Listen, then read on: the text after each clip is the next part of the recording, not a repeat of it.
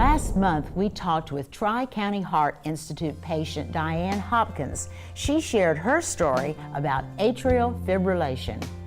Atrial fibrillation, also called A-Fib, is an irregular heart rhythm and is a major cause of strokes. Having A-Fib increases your stroke risk by 500%. In addition, A-Fib can lead to heart failure, dementia, and even Alzheimer's disease.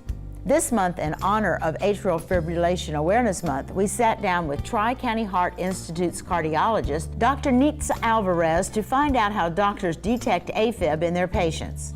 Palpitations and arrhythmia is an abnormality on the rhythm of your heart. It can go from as simple as you have an extra beat, or you definitely have an irregular heartbeat that is not organized or is originating in the wrong place of your heart. So when not everybody with palpitations, not everybody with arrhythmias will have symptoms, but palpitations for the most part is a symptom. The patient comes telling you, I'm having palpitations. And then from there you look for what is causing your palpitations. So it's a feeling that either your heart skip beats, or your heart beats too fast, or you have this funny fluttery feeling in your throat, or you just feel like your heart jumps and then it just goes back to normal. So it can be any of those.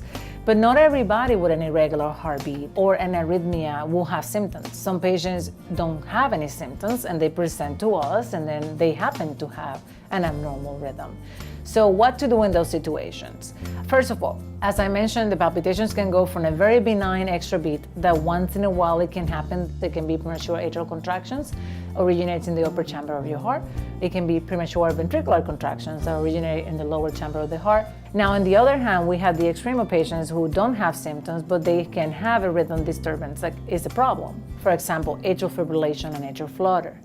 So as a cardiologist, we tend to see a lot of more atrial fibrillation and flutter that are silent. What happens with those patients is that those arrhythmias predispose you from having a stroke. So if they're not identified, you might be at high risk of having a stroke without knowing. So it's harder to convince a patient when you find that they have a problem but they don't have any symptoms that this is a major problem, versus the other patient that comes saying, I feel it. And then when you find it, they're going to be more receptive to what you have to say about the treatment.